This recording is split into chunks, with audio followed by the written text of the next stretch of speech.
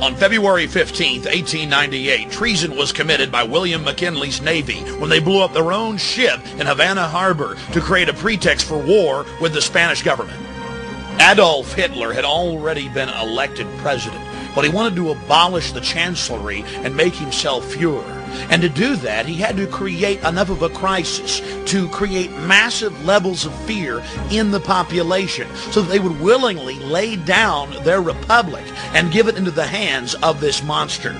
On the night of February 27th, 1933, Adolf Hitler's stormtroopers, historical documents now conclusively show from Nazi archives, burned the Reichstag government building to the ground.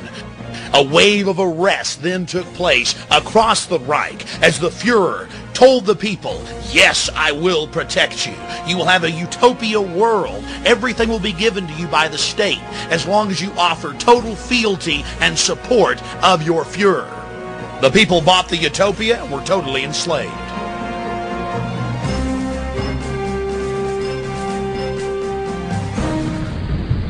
Yesterday, December 7th, 1941, a date which will live in infamy. The United States of America was suddenly and deliberately attacked by naval and air forces of the Empire of Japan.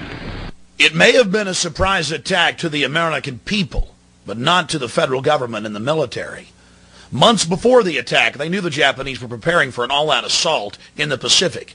And now even the History Channel admits, as well as any other historical record, that Roosevelt 12 days before knew the actual date of the attack. They had Admiral Yamamoto's communique saying on the morning of December 7th, we'll attack the Pacific Fleet at Pearl Harbor and deal a death blow. Roosevelt had campaigned on keeping America out of the war. But his backers had been funding the Japanese war machine for years, as well as funding and encouraging Hitler's blitzkrieg. They needed a global crisis to bring in a global government and the birth of the United Nations. That's why 6 months before the attack on Pearl Harbor, Roosevelt had the Naval Command remove the code-breaking machines from Pearl Harbor, as well as dismantle the radar. They had to have the crisis to create this global system of tyranny. Think of the dastardly deed they had committed, leaving our troops, our sailors, our boys to die.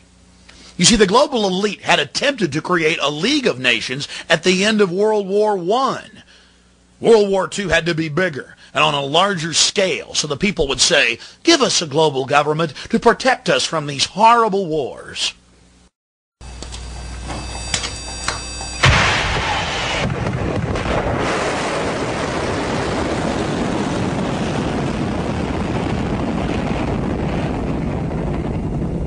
Good evening, my fellow citizens. This government, as promised, has maintained the closest surveillance of the Soviet military buildup on the island of Cuba.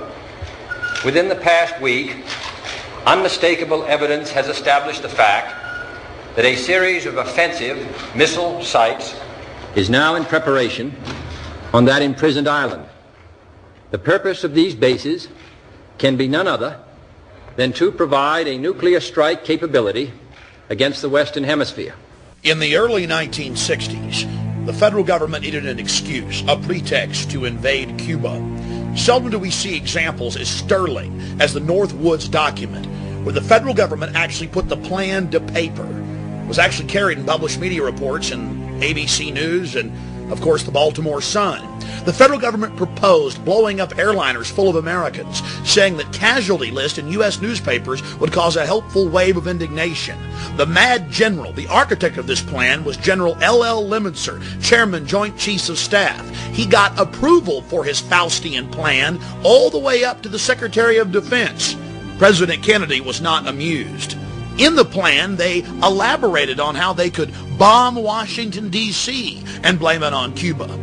Attack Marines at Guantanamo Bay using U.S. Army soldiers dressed up as Cubans. Or, they said, just like the sinking of the Maine to get into the Spanish-American War, we could blow up a ship again. Here they are admitting the problem-reaction-solution system and how effective it is to motivate the American people to get them behind a war, a nuclear war with Cuba and the Soviet Union. And you didn't believe that the government was capable of hijacking its own aircraft and killing its own citizens. President Kennedy had always been a servant of the elite, but he was so shocked by the Northwoods document that he signed Executive Order 11110 shortly before his death, announcing that he would abolish the Federal Reserve System. He also began to pull us out of Vietnam and signed an order to abolish the CIA. It was at that point that he was assassinated. You see, he had decided to be a leader of the people, to defend their interest, and the New World Order couldn't allow that to happen.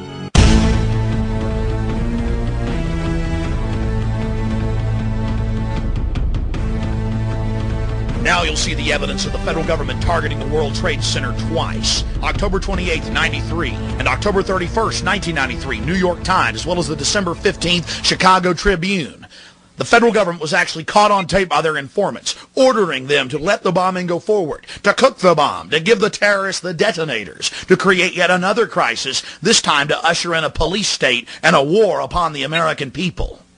Unlike the Northwoods plan, the FBI actually carried out the attack on the World Trade Center in 1993. They actually hired a retired 43-year-old former Egyptian army officer, Ahmad Salam, and paid him $1 million and gave him real explosives, a detonator, and told him to build a bomb and to give it to the foolish people that he was controlling to allow them to attack the World Trade Center complex.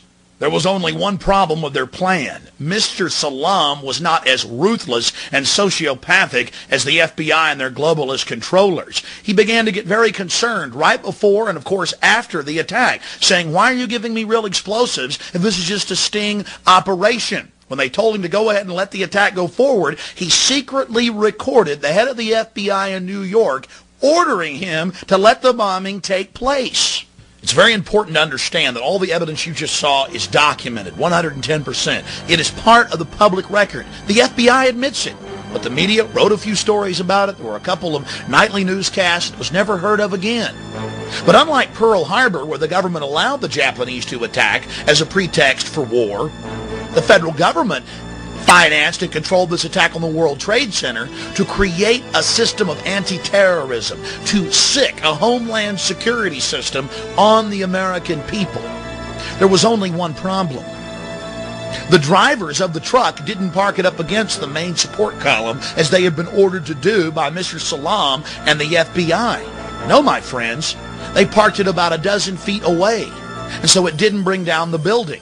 And in consequence, they didn't get the massive death toll they needed to create the martial law system they were hell-bent on implementing against our constitutional republic and the American people. To the American people's horror, the feds finished the job on September 11, 2001.